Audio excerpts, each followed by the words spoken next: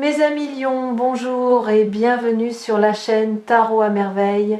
Pour votre tirage général, ceux qui me découvrent, soyez les bienvenus. J'espère que vous allez bien. Allez, c'est parti. Ouvrez votre main, la droite si vous êtes droitier, la gauche si vous êtes gaucher. Ouvrez-la complètement, étirez les doigts et regardez votre paume. Regardez-la vraiment, pas comme un geste machinal, comme un acte d'attention. Parce que dans cette paume, dans ces lignes que vous voyez sans jamais les voir, dans ces plis que la vie a creusés depuis votre naissance, il y a une carte de vous, de votre passé, de votre présent et de ce qui se prépare. Je ne suis pas chiromancien, ce n'est pas de cela qu'il s'agit. Ce dont il s'agit, c'est de vous reconnecter à vous-même par le corps, par le tangible, par ce morceau de peau que vous utilisez chaque jour pour saisir, toucher, donner, recevoir, et que vous n'avez probablement jamais regardé comme un messager, et pourtant votre main parle. Elle parle de tout ce que vous avez traversé, de tout ce que vous portez et de tout ce que vous êtes sur le point de recevoir. Aujourd'hui, nous allons lire cette main ensemble, ligne par ligne, et chaque ligne va vous révéler une dimension du changement qui se prépare. Première ligne, celle qui traverse votre paume du poignet vers les doigts, la ligne longue, la ligne de votre parcours. Suivez-la du regard, observez ces courbes, ces interruptions, ces bifurcations. Cette ligne raconte votre histoire, pas les événements, l'énergie, l'élan vital qui vous a porté depuis le premier jour. Et si vous regardez attentivement, vous remarquerez quelque chose. Cette ligne n'est pas régulière. Elle est profonde par endroits et superficielle à d'autres. Elle se brise parfois, puis reprend plus loin, comme un chemin de montagne qui disparaît derrière un rocher avant de réapparaître plus haut. Ces variations ne sont pas des défauts, elles sont la cartographie exacte de vos épreuves et de vos renaissances. Les endroits où la ligne est profonde correspondent aux périodes où vous viviez pleinement, où l'énergie circulait, où vous étiez en accord avec votre direction. Les endroits où elle est superficielle correspondent aux périodes où vous surviviez plutôt que vous ne viviez, où l'énergie était bloquée, où vous aviez perdu le contact avec votre propre élan. Et les ruptures. Ces endroits où la ligne semble s'interrompre avant de reprendre, ce sont les moments de transformation, les morts symboliques suivies de renaissance. Les points de votre vie où l'ancien vous s'est effacé pour laisser place à un nouveau vous. Vous en avez connu plusieurs. Et chaque fois, le vous qui renaissait après la rupture était plus profond que celui qui avait disparu, plus sage, plus ancré, plus proche de sa propre vérité. Comptez-les, ces renaissances, prenez un moment et comptez-les mentalement. La première fois où vous avez perdu quelque chose d'essentiel et où vous avez cru que c'était la fin, avant de découvrir que c'était un commencement. La deuxième fois, la troisième. Chacune vous semblait unique dans sa douleur, chacune vous semblait insurmontable dans l'instant, et chacune, vue d'ici, avec le recul, était nécessaire. Pas souhaitable, nécessaire. Parce que la version de vous qui existait avant chaque rupture n'avait pas la capacité de porter ce qui allait venir après. Elle devait être dissoute pour qu'une version plus vaste puisse émerger. Vous êtes le produit de toutes ces dissolutions. Vous êtes l'accumulation de chaque version de vous qui a été détruite puis reconstruite. Et chaque reconstruction a ajouté une couche de profondeur à votre ligne de vie. Vous n'êtes pas quelqu'un qui a survécu à ces épreuves. Vous êtes quelqu'un qui a été forgé par elles. La différence est fondamentale. Le survivant porte ses cicatrices comme des blessures. Le forgé porte ses cicatrices comme des décorations. Et vous commencez enfin à voir vos cicatrices pour ce qu'elles sont. Non pas des preuves de ce que la vie vous a pris, des preuves de ce que la vie vous a donné. Ce que cette ligne montre en ce moment est remarquable. Elle s'approfondit.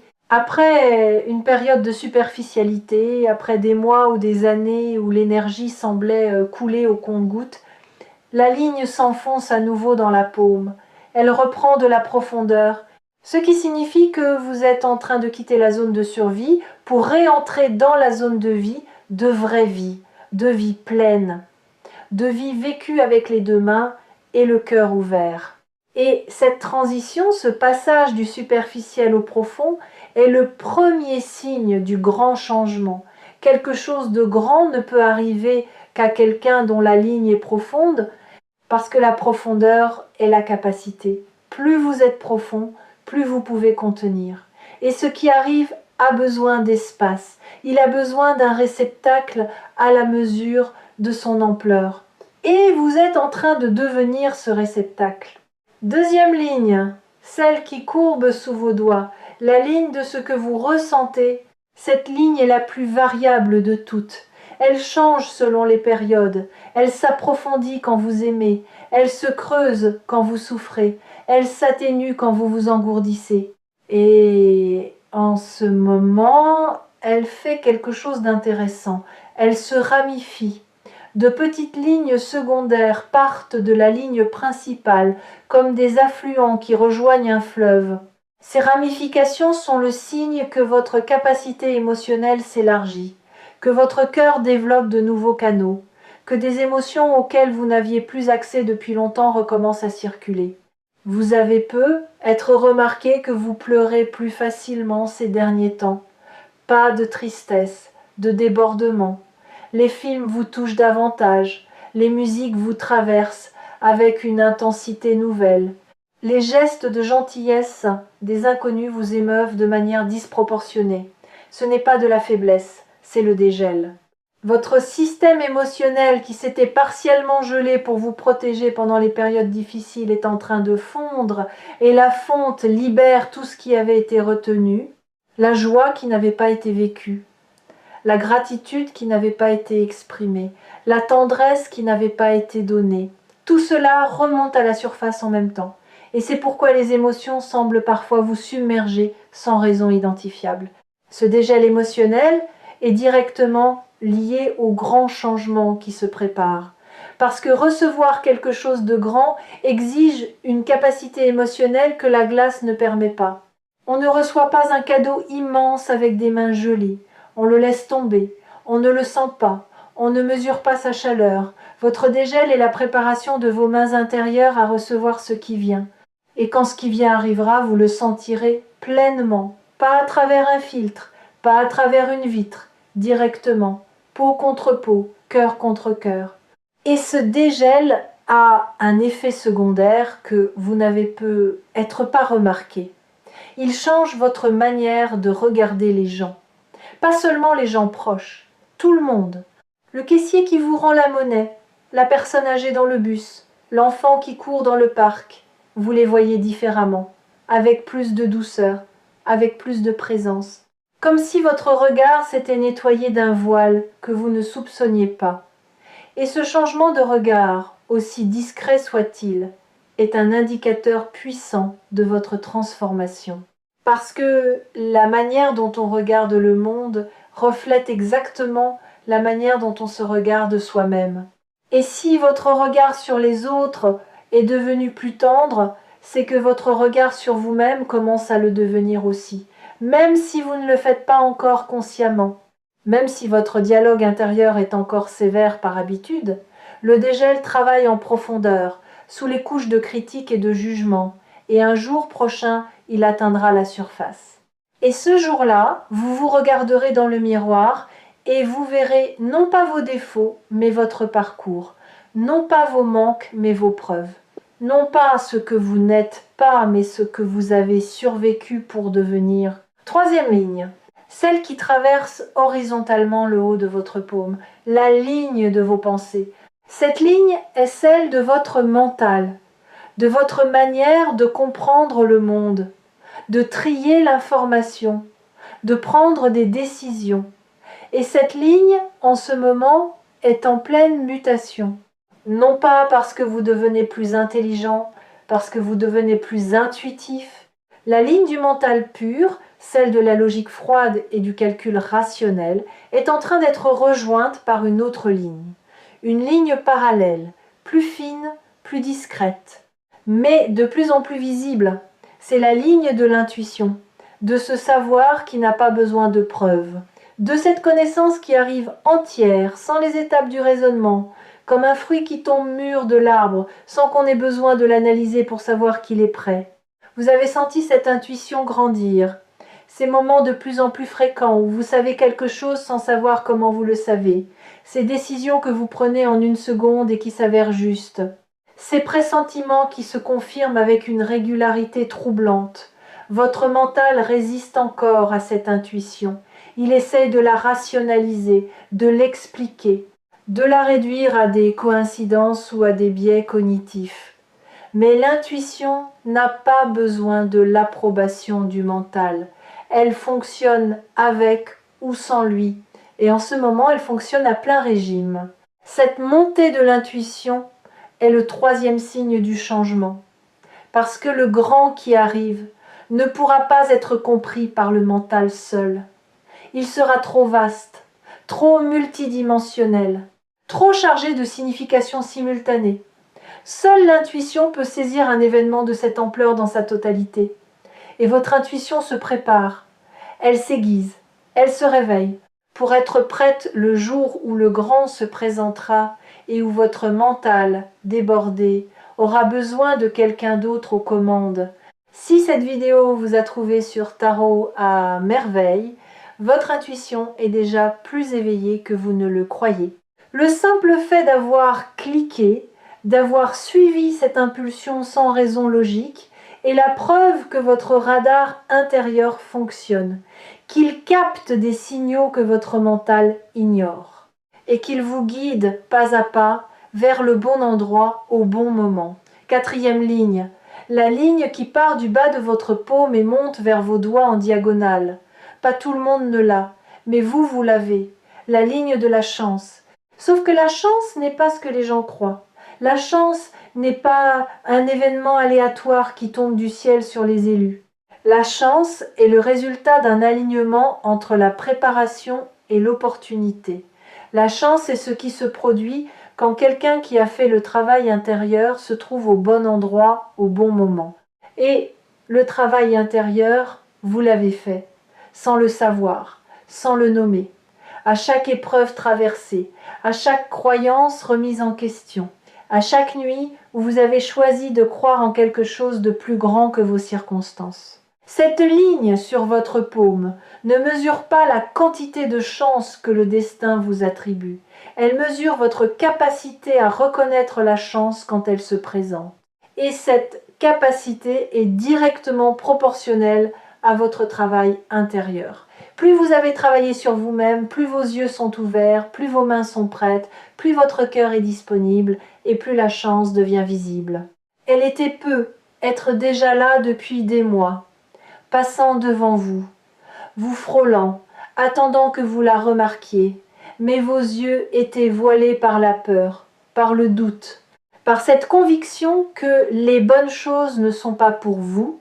Pensez à toutes les fois où vous avez refusé quelque chose de bon, non pas consciemment, inconsciemment. Quelqu'un vous a fait un compliment et vous l'avez désamorcé avec une blague. Quelqu'un vous a offert son aide et vous avez dit non par réflexe. Quelqu'un vous a ouvert une porte et vous avez trouvé 10 raisons de ne pas la franchir. Ce ne sont pas des choix rationnels, ce sont des réflexes de protection d'un système nerveux qui associe les bonnes choses au danger, qui dit « si c'est trop beau, c'est que le piège est caché ». Si quelqu'un est trop gentil, c'est qu'il veut quelque chose. Si la vie donne, c'est qu'elle reprendra. Ce système de protection a fait son temps. Il vous a servi dans des périodes où la méfiance était adaptée, où les gens autour de vous n'étaient pas fiables, où la bonté était effectivement transactionnelle.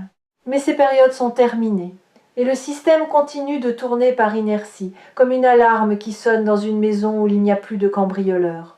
Le changement qui arrive va désactiver cette alarme, non pas en la forçant, en vous prouvant par l'expérience directe que le bon peut arriver sans piège, que la générosité peut exister sans arrière-pensée, que la vie peut donner sans reprendre. Ce voile se lève, et quand le voile sera entièrement levé, quand vos yeux verront sans filtre, la chance ne sera plus quelque chose qui arrive, elle sera quelque chose que vous voyez partout. dans chaque conversation, dans chaque rencontre, dans chaque instant qui contenait une opportunité que vous étiez trop aveugle pour saisir. Et soudain, la vie ne vous semblera plus avare, elle vous semblera généreuse, follement généreuse, depuis toujours. Simplement, vous ne le voyez pas. 5e et dernière ligne, celle qui n'est pas une ligne, le creux de votre paume, l'espace au centre. Fermez légèrement vos doigts, pas complètement, juste assez pour former une coupe. Regardez le creux que vos doigts créent au centre de votre main. Ce creux est votre espace d'accueil. L'endroit physique où les choses se posent quand vous recevez une pièce de monnaie, un fruit, la main d'un autre. Ce creux est votre capacité de réception incarnée. Et ce creux en ce moment est prêt, vide, ouvert, disponible. Pas le vide de celui qui manque de tout, le vide de celui qui a fait de la place, qui a retiré l'inutile, qui a déblayé les vieilles peurs et les anciennes rancunes et les projections périmées pour créer un espace net, propre, accueillant, un espace qui dit « je suis prêt à recevoir », non pas parce que j'ai besoin, parce que je suis disponible.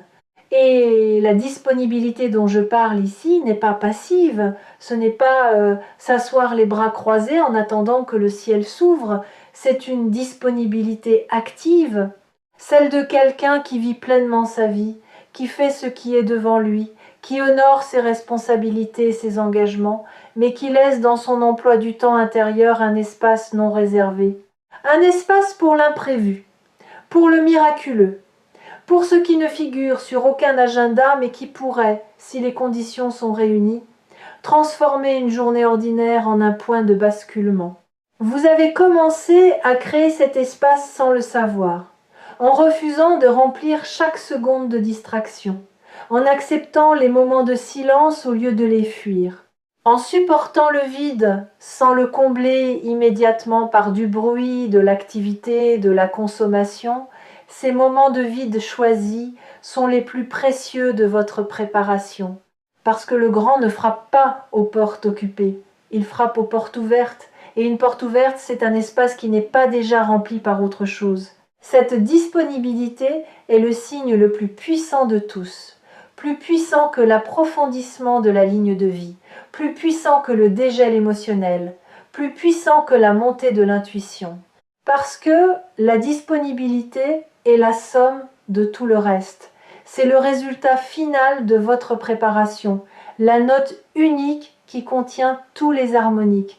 Et c'est cette note-là que l'univers attend pour déclencher le grand changement. Le grand qui va arriver ne ressemblera pas à ce que vous imaginez. Il ne prendra pas la forme spectaculaire que votre mental projette. Il sera à la fois plus modeste et plus profond que vos attentes. Plus modeste dans sa forme, peut être un coup de fil, peut être un mail, peut être une conversation qui semble ordinaire jusqu'au moment où une phrase bascule tout, peut être un chiffre sur un écran qui vous fait cligner des yeux parce qu'il ne correspond pas à ce que vous attendiez, peut être une main tendue que vous n'aviez pas vue venir, et c'est précisément la modestie de la forme qui en garantit l'authenticité. Les choses qui arrivent avec des trompettes et des confettis sont rarement celles qui changent une vie. Elles excitent un moment puis s'évaporent. Les choses qui changent une vie arrivent sur la pointe des pieds. Elles s'installent discrètement. Elles s'enracinent avant même que vous ne réalisiez qu'elles sont là. Et quand vous en prenez conscience, elles font déjà partie de vous, comme si elles avaient toujours été là. Comme si votre vie avant elle n'était qu'une ébauche et que la version finale venait seulement de commencer. Mais plus profond dans son impact. Parce que cette forme modeste va toucher un endroit en vous que les grands gestes ne touchent jamais, l'endroit de la vérité tranquille, de la certitude silencieuse, de ce savoir corporel qui dit sans bruit, sans trompette, c'est ça, c'est maintenant, c'est pour moi. Et quand ce savoir s'activera, votre vie entière se réorganisera autour de lui, pas brutalement, organiquement, comme une forêt se réorganise après la pluie, les mêmes arbres, le même sol, mais une lumière différente, une fraîcheur nouvelle, une qualité de l'air qui change tout sans rien modifier. Concrètement, voici ce que cette réorganisation va produire dans votre vie.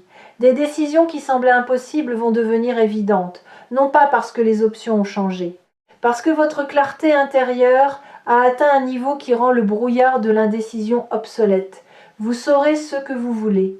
Et cette certitude, née non pas de la réflexion mais de l'alignement, vous donnera une force tranquille que les gens autour de vous ne vous connaissaient pas. Des relations vont se clarifier, certaines vont s'approfondir de manière inattendue. Des personnes que vous fréquentez depuis longtemps, sans jamais dépasser la surface, vont soudain révéler une profondeur que vous ne soupçonniez pas. Et d'autres, celles qui n'existaient que dans le superficiel, vont naturellement s'éloigner sans conflit, sans drame, par simple incompatibilité de fréquence.